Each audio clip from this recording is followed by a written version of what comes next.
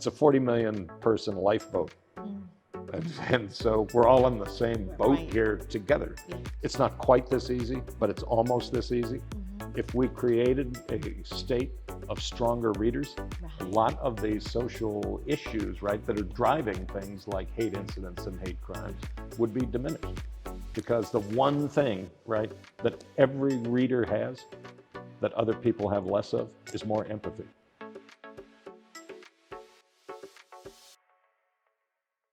Thank you so much for welcoming us to this beautiful state library. My pleasure. What can you tell us about this place? The room we're sitting in is the main reading room at the State Library. This is a building that was built in 1928. It has an original mural by Maynard Dixon, who's a famous landscape painter. And we've just added another mural at either end, which is reflective of some of the changes that have taken place in California over the past 90 years that celebrate our unique diversity. And I love that because the State Library seems to be at the forefront now of also fighting against injustices, like social injustices, right? I know that the California State Library has just provided $5 million in grants to ethnic media outlets. Can you tell us the impetus for that? The Ethnic Media Grant Program is part of an equity budget that the Asian American Pacific Islander Caucus and the Legislature championed a couple years ago. So there's about 160 million, of which a portion goes to supporting ethnic media so they can help connect with communities about hate crimes and hate incidents, and both increase the reporting of them, but also help people who've been victimized by it to recover. Why is that? Why is the State Library taking a very active role in the fight against hate crimes in general? It's part of our mission to be reflective of the diversity of California. I mean, California is the most diverse group of people that have ever been brought together as equals in the history of human civilization. There's something like the University of California says there's something like 200 different languages and dialects spoken here. So if we're the library that represents that group of people, then we have to be, the equity is fundamentally at the center of what we do. And education, right? I mean, ethnic media outlets are in a really special position in terms of being able to convey messages, not just to the community that they serve, but also to connect the different communities, right, that as a whole represent California. And it's been a real treat for me. I used to work for the San Francisco Chronicle for 20 years and ran a weekly newspaper before that in Southern California. And it's been so great to learn about all of these different platforms and different ways that communities talk to one another in California. But in the same way, you know, Greg, I'll be honest with you, I've been in ethnic media for a long time, and we always seem to be passed over, glossed over, because we're not mainstream.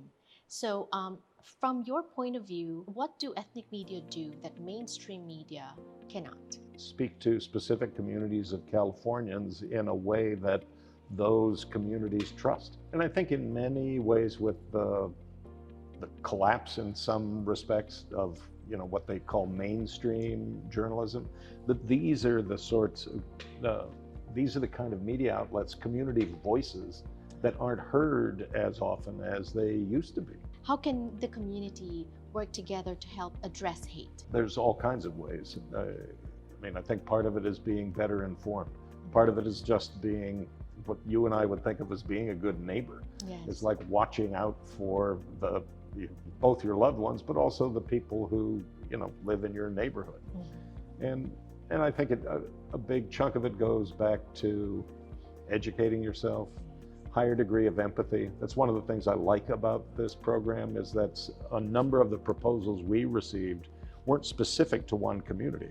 They were like, how do we take our experience, right, and be able to share that in a broader way around California, which, right, in turn, then educates other parts of California, and as a result, right, creates more empathy and understanding. It's about celebrating that diversity and celebrating our differences, and how when those differences come together, it's a synergy, right? It's Yes, that the synergy, yes. result is bigger than the sum of its parts. Exactly. What do you think will happen after this, like in the next year or this year or the following years? Well, I think one thing I've noticed in this administration, Governor Newsom's administration, and in the previous one under Governor Brown, is that they put a premium on equity, right? Which is different than equality, right? Everyone is equal, but equity is about, sometimes there's additional steps you have to take to help some people access the opportunity they need to succeed. And that's what equity is. And I see a lot more investment in that. I think that's a fundamental part of the ethnic media grants, right? And this interest in helping Californians understand our similarities rather than, our differences, let's say. Right. And what do I see in the next couple of years? Don't know. I think, like I say, I think a lot of our behavior as people is influenced by larger forces, right? So there's a lot of fear and uncertainty because our economy is changing fundamentally, right? So if a person has a job that's cognitively or physically repetitive, that's going to be replaced by a machine. And that's a scary thing for a lot of people. And change is happening so much more rapidly than it was before. You've seen these things like the charts of technological progress, and now they just go whoop, like straight up, I was going to ask you about that too, and nothing to do with the ethnic grants now, but just as a library, because technology has changed the way we consume books, right? It's all now on the iPad or on a Kindle or on all that. But to me, there's nothing like opening a book, smelling paper, especially if it's old books, right? Your thoughts on that? Well, you ain't going to get me to disagree with that. However, yes, right, I think it's important from an equity standpoint the more these kind of materials are more available to people in whatever platform, the better it is. There's 1,130 libraries, public libraries in California. It's more than any other state. But for 2 years, Californians were only able to enter the library through digital doors, right? Because of COVID. Now, the physical doors of libraries have opened up again, which is great. But there's the same amount of money in their budget that they're having to split doing two different things. And during the 2 years where the physical doors were closed, people began to expect more to be delivered to them digitally by public libraries. And so we've invested as much as we can in expanding the digital materials that are available at libraries. So you can with a library card, right? You can sign in and take Coursera. Yes. Right. So you can take a course from Coursera anywhere at any library, public library in California.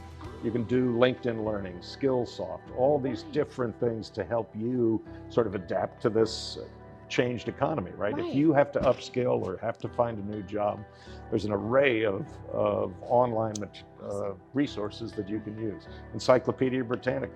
Yes. I mean, all kinds of stuff. Okay, now that I have you, just as a fun question, your top 5 book? Well, my favorite book of all time is The Odyssey. And I've read it, a number of times since I was a kid. I had no educational background in the classics before I went to college. And I had one of these, everyone has this story, right? An amazing professor who made it seem like he'd just had coffee with Plato or whatever, And he had us read The Odyssey, and it's just, as I get older, right, there's different things in the story that you pick up. Right. Yeah. However, in whatever it's been, 2,000 years, something like that, more than 2,000 years since the story's been around, up until the last 10 years, there hasn't been a single woman translator of the story. And so, I want to say it's Emily Watson, but I'll double check that for you. But her translation is like unbelievable. Like all of a sudden, like go figure, right? Like the women characters in the story, like Circe, are a lot richer, and Penelope, right? The wife who's there for 20 years weaving and everything else. I mean, it's such an extraordinary translation of the thing that makes it into even more relevant to a 20th and 21st century audience. That's a good point, because every translator has their own perspective. Right. And she says this. She translates all kinds of stuff, and she talks about that there's, it's not a prejudice, but it's The lens you look. totally Yeah, right. right. That's Yeah. a better way of saying Yeah, it. And yeah. and she says that you can pick and choose, right? Yes. And they're words that are kind of ambiguous, and you can pick the nuance, right, that you think is meant by its placement in the sentence. Right. I love that. You know, I had a friend who said to me, his motto was, when things get weird, go to Mars. Oh. He was a science fiction guy. And we were in a library somewhere, and he began pulling books. Oh, this is a really good one by Ray Bradbury and, you know, Robert Silverberg and, you know, Heinlein and everybody else. And so he turned me on to science fiction. And to this day, I mean, I'll read like a good fantasy or science fiction thing because things get weird a lot. And so I go to Mars. So you go to Mars, right? So Odyssey, anything else? Science fiction books? Oh, you know, those are kind of, General. you know what I mean, like Yeah. confection. Right. I'm trying to think of books that I read over and over again. I mean, I remember reading with our daughter all of the, like the Hobbit and the Tolkien books, the Lord of the Rings. Yes, yes. And Those are cool too. Yeah, Harry but Potter books too. Harry Potter, we read all the Harry Yeah. Potter books, but if you repeat it, I'll deny it. But reading the Tolkien things out loud, like I loved them as a kid, like I thought, oh my God, this was just the greatest thing Right. ever. But reading them out loud to my daughter, it's like, hey man, do we really need to know the genealogy of this guy who's going to get like an arrow in his forehead I on the know. next page? Like what? And it adds 5 pages to the book, Right. right? But anyway, so we'll go ahead, invite our viewers to come if ever they're in Sacramento. They should see this gem. They should Oh please, it's your visit. it's your library. Come and visit. All we do is take care of the stuff for you. It belongs to you.